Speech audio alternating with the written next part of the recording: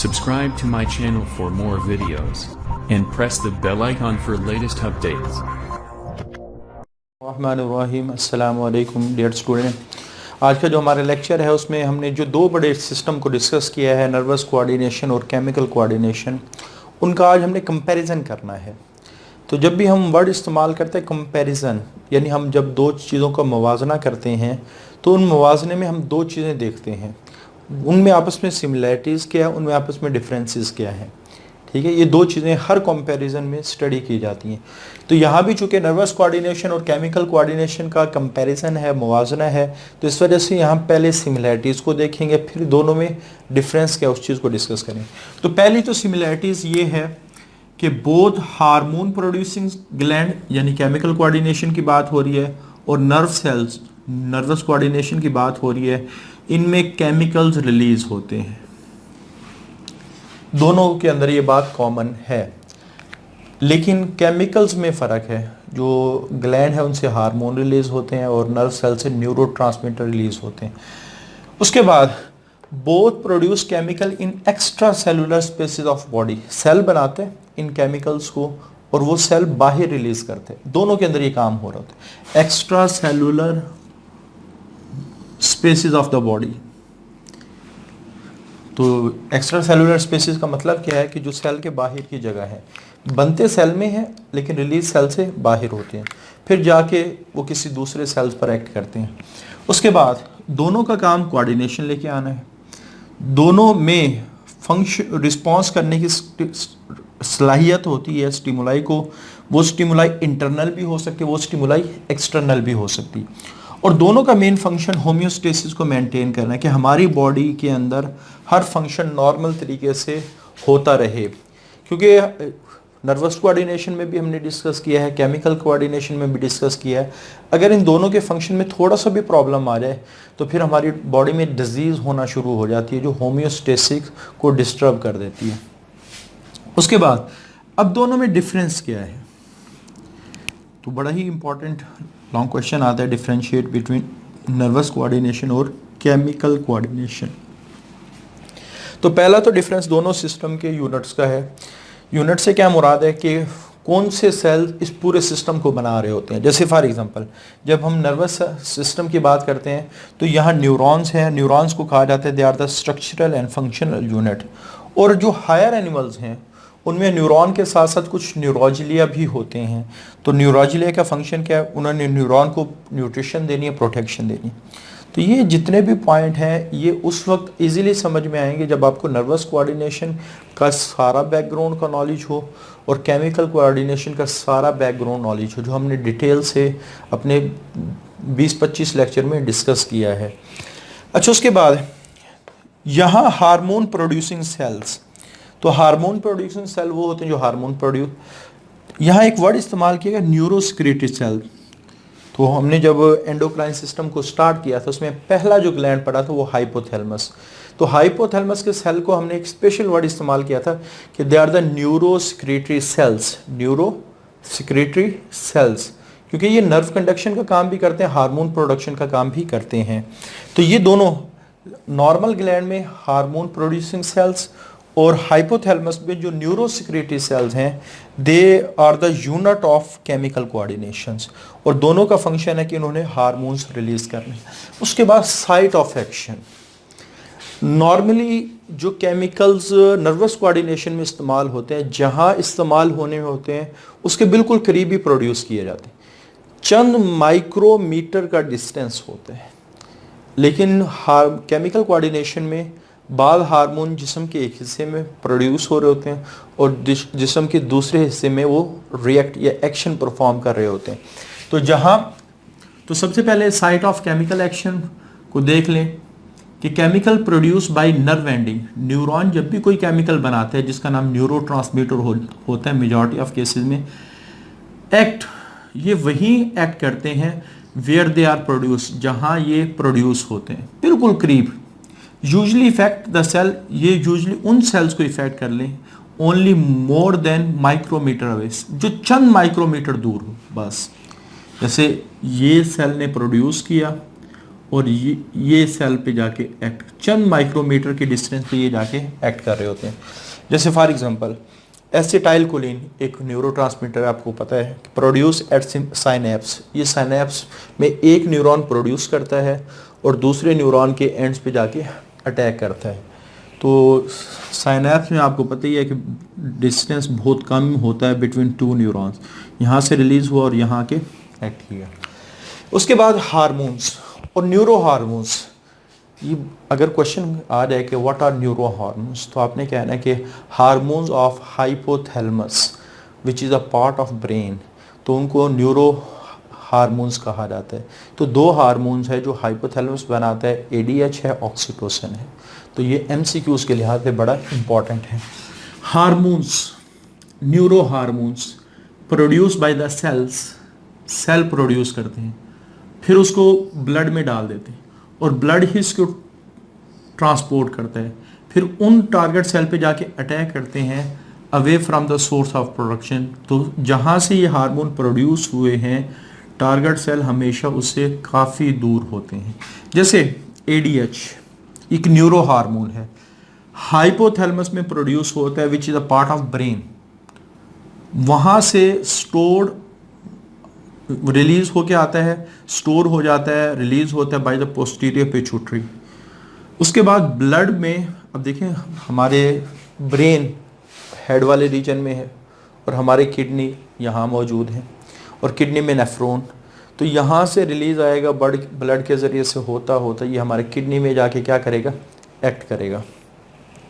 तो transported by the blood to the nephron, nephron पे जाके ब्लड के जरिए से नेफ्रॉन तक पहुंचता है, एक्ट ऑन कलेक्टिंग डक्ट, और नेफ्रॉन में कलेक्टिंग डक्ट पे एक्ट करता है और वहाँ क्या करता है, वाटर की रीअब्जॉर्प्शन करवाता है। तो एडीएच का फंक्शन हम चैप्टर 15 में भी डिटेल से पढ़ चुके हैं और चैप्टर 17 में भी डिटेल से पढ़ चुके हैं। उसके बाद नंबर ऑफ सेल्स, हमेशा इन न्यूरोट्रांसमीटर के रिलीज सिर्फ चंद सेल्स की तरफ होगी। वो सेल एक भी हो सकते हैं, वो सेल एक ग्रुप की शक्ल में भी हो सकते हैं, 10-15 सेल का ग्रुप भी हो सकते हैं।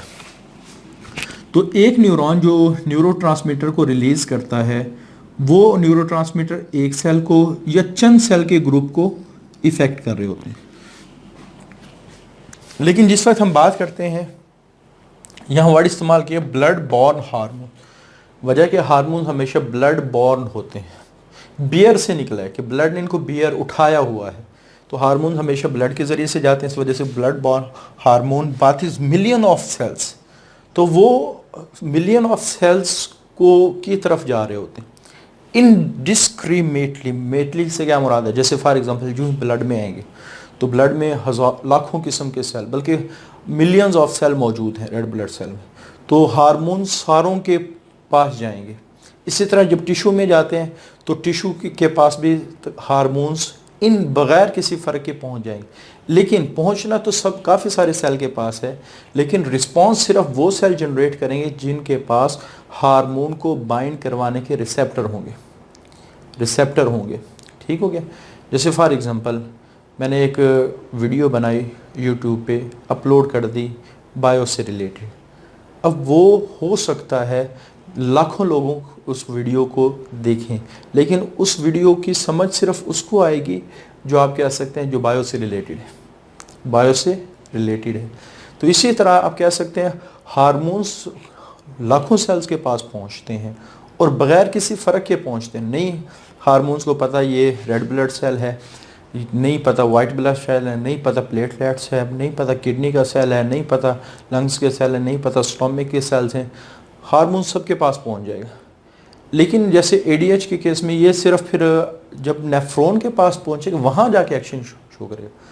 तो यहाँ आपने थोड़ी सी जहन में रखनी है कि हार्मोन्स जाते तो काफ़ी सारे सेल की तरफ हैं, लेकिन उनमें से सिर्फ वो सेल रिस्पॉन्ड करते हैं जो हार्मोन्स के रिसेप्टर रखते हैं। यहाँ क्या हुआ कि न्यूरोट्रांसमीटर जाते ही एक सेल के पास है, ये चंद सेल के ग्रुप के पास जाते हैं। यहाँ हार्मोन्स लाखों सेल्स के पास जाते हैं, लेकिन उन लाखों सेल्स में और बगैर किसी फ़र्क के कोई भी सेल आ सकते हैं। इनडिस्क्रिमिनेटली का मतलब है बगैर किसी फ़र्क। ये नहीं कि सिर्फ हम एक स्पेसिफिक सेल की तरफ लेके जा रहे हैं, नहीं, बल्कि हर सेल की तरफ ये जा रहे होते हैं, लेकिन उन सेल में से सिर्फ रिस्पॉन्ड चंद सेल करते हैं। अच्छा, उसके बाद नेचर ऑफ इफेक्ट। इसकी जो नेचर है इफेक्ट की वो इमीडिएट है, यानी जो ही स्टिमुलस आई उसको फ़ौरन ही रिस्पॉन्स जनरेट कर देती है।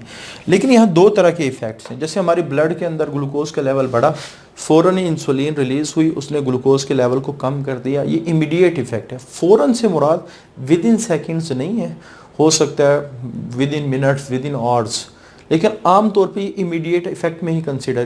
लेकिन बात चीज़ें ऐसी हैं जो बहुत ही देर बाद नज़र आती हैं, जैसे ग्रोथ का प्रोसेस। ठीक है, अब देखो इंसानों की ग्रोथ ऐसी है 30-35 साल तक ग्रोथ होती रहती है आराम आराम से। और ये नहीं है कि आज ग्रोथ का प्रोसेस स्टार्ट हुआ, कल जो बच्चा है उसका कद बढ़ जाए, नहीं, बिल्कुल आहिस्ता आहिस्ता बढ़ता है। तो हमेशा यहाँ दो तरह के कुछ ऐसे हैं जो विद इन मिनट्स अपना एक्शन शो कर देते हैं, और यहाँ कुछ ऐसे हैं जो हो सकता है ईयर्स रिक्वायर हो अपने एक्शन को रिस्पॉन्ड।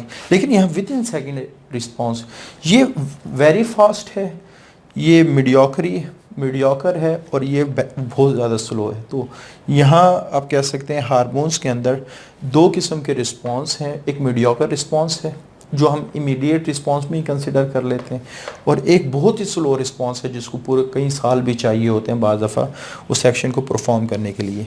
तो इंसुलिन हार्मोन बेस्ट एग्जांपल है इमीडिएट इफेक्ट की। अगर हम केमिकल कोऑर्डिनेशन में देखें, और यहाँ ग्रोथ हार्मोन्स है, ये डिलेड या आप कह सकते हैं प्रोलॉन्ग्ड एक्शन शो करते हैं।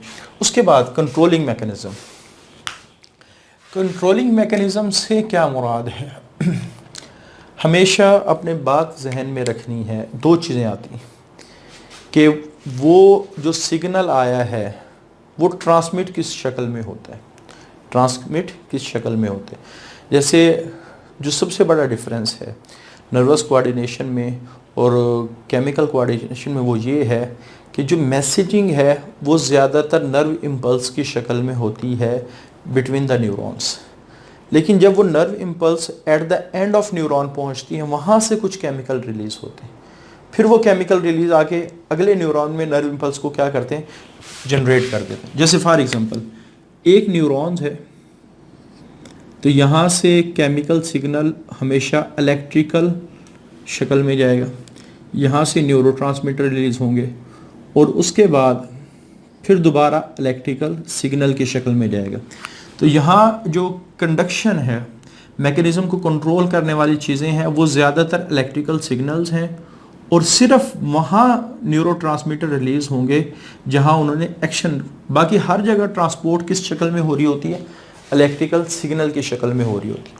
तो यही एक control is affected through the electrical signals. तो यहाँ जो कंट्रोलिंग मैकेनिज़्म या जो ट्रांसपोर्टेशन कैसे हो रही है वो इलेक्ट्रिकल सिग्नल्स की शक्ल that transmit into the cell itself, जो सेल के अंदर अंदर मूव करेंगे, यहाँ सेल के अंदर, और रिलीज इट्स न्यूरोट्रांसमीटर। और जब ये एंड पर पहुंचेंगे, अब इलेक्ट्रिकल सिग्नल आपको पता है छलांग तो लगा के अगले न्यूरॉन में नहीं जा सकता, तो वो क्या करेंगे, न्यूरोट्रांसमीटर रिलीज करेंगे जो अगले टारगेट सेल पर पहुंचते ही अगले सेल में भी नर्व इम्पल्स कंडक्ट करवाना शुरू कर देंगे। तो इलेक्ट्रिकल सिग्नल जो नर्व इम्पल्स है वो बेसिकली सेल के अंदर अंदर मूव करती है, लेकिन जब उस सेल से दूसरे सेल में उसने जाना होता है फिर वो केमिकल्स की शक्ल में जाती है जिसको न्यूरोट्रांसमीटर के। लेकिन यहाँ हर चीज़ केमिकल है। सेल के अंदर जो न्यूरो ट्रांसमिशन हुई वो भी केमिकल्स हैं, जो ब्लड के ज़रिए से आगे टारगेट सेल तक जाएँ वो भी केमिकल्स। यहाँ हर चीज़ केमिकल से ही मिलके बनी है। तो इस वजह से लिखा हुआ इन्वॉल्व्स ओनली केमिकल स्टिमुलेशन, इसमें जितने भी स्टिमुलाई हैं वो सारी केमिकल से मिलके बनी है। यहाँ इलेक्ट्रिकल सिग्नल वगैरह नहीं होते। Target are away from the release, और हमेशा टारगेट दूर होता है जहाँ से वो रिलीज़ हो सकता है। जैसे मैंने अभी बताया कि ब्रेन से ADH रिलीज़ होता है और जाके नेफ्रॉन में जाके एक्ट करता है, तो कितनी दूर है, एक बॉडी के ऊपर वाले हिस्से में, एक बॉडी के नीचे वाले हिस्से में। टाइम ऑफ रिस्पॉन्स, चूँकि यहाँ नर्व इम्पल्स है और नर्व इम्पल्स की जो स्पीड है वो बहुत ज़्यादा है, जैसे नॉर्मल स्पीड 100 मीटर पर सेकंड है और मैक्सिमम स्पीड 120 मीटर पर सेकंड है। इस वजह से यहाँ जितने भी रिस्पॉन्स है वो विद इन सेकेंड नज़र आते हैं। लेकिन यहाँ चूँकि हार्मोन ने बनना है, हार्मोन ने रिलीज़ होना है, हार्मोन ने ट्रांसपोर्ट होना है, हार्मोन ने अराइवल एट टारगेट साइट पर पहुंचना है, हार्मोन ने एक्शन जनरेट करना है। तो ये जो 6-7 काम स्टेप हैं तो इनके लिए टाइम रिक्वायर है। इस वजह से जितने भी हार्मोनल रिस्पॉन्स है वो स्लो हैं। हार्मोन ने सिंथेसाइज होने, हार्मोन ने रिलीज होना है, हार्मोन ने ट्रांसपोर्ट होना है, हार्मोन ने अराइवल एट टारगेट साइट पर पहुंचना है, एक्शन प्रोड्यूस करना है, तो सारा टाइम चाहिए उसके लिए। उसके बाद लाइफ ऑफ केमिकल्स, तो आप ये समझ लें कि न्यूरोट्रांसमीटर जब बनते हैं, जैसे फॉर एग्जांपल मैं कहता हूँ ये साइनेप्स है, एसिटाइल कोलिन की बात कर लेते हैं, तो जो ही ये आके यहाँ बाइंड करेंगे, नर्व इंपल्स जनरेट हो जाए, तो यहाँ एक केमिकल मौजूद होते हैं जिसका नाम है कोलिन एस्ट्रेज। कोलिन एस्ट्रेज ये फ़ौरन इस एसिटाइल कोलिन को तोड़ देते हैं। तो इस वजह से आप कह सकते हैं, अब ये नहीं होगा कि मुसलसल नर्व इंपल्स तो अगर एसिटाइल कोलिन जाके बाइंड किया, नर्व इंपल्स प्रोड्यूस हुई, उसको तोड़ दिया, एक्शन ख़त्म हो गया। तो neurotransmitter are short lived, broken soon after the release of neurotransmitter. Neurotransmitter जो ही रिलीज होकर अपना काम कर चुके होते हैं फ़ौरन ही तोड़ दिया जाता है। So action of neurotransmitter is short live, वो थोड़ी देर। लेकिन यहाँ क्या होता है, जब ब्लड में हार्मोन्स रिलीज होते हैं तो वो काफ़ी हद तक ब्लड में ही रहते हैं, ठीक है, और फिर जब तक उनका मुकम्मल तौर पे उनकी ब्रेकडाउन ना हो, वो अपना एक्शन परफॉर्म करते रहते हैं। यानी आप कह सकते हैं कि जब तक वो ब्लड में मौजूद हैं तो वो किसी भी वक्त अपना फंक्शन परफॉर्म कर सकते हैं। तो remain active for much longer duration in blood, so their effect are for much longer duration. इस वजह से केमिकल का रिस्पॉन्स तो लेट होता है, लेकिन ज़्यादा लाइफ लॉन्ग यानी आपके लॉन्ग लास्टिंग होता है, कि ज़्यादा लंबे अरसे तक चलता है। इसका इफ़ेक्ट भी इमीडिएट है और शॉर्ट लिव्ड है। इफ़ेक्ट लॉन्ग लास्टिंग, ठीक है, और आप कह सकते हैं रिस्पॉन्स भी क्या नज़र आता है, स्लो नज़र आता है। तो ये कोई 7-8 डिफरेंसेस हैं जो केमिकल कोऑर्डिनेशन और नर्वस कोऑर्डिनेशन से रिलेटेड है। लेकिन इस टॉपिक को समझने से पहले आप लोगों ने नर्वस कोऑर्डिनेशन को भी सारा समझना पड़ेगा, केमिकल कोऑर्डिनेशन को भी सारा समझना पड़ेगा, फिर ये चीज़ें ऑटोमेटिकली बड़ी आसानी से समझ में आ जाएंगी। आज के लिए इतना ही, अल्लाह हाफिज़।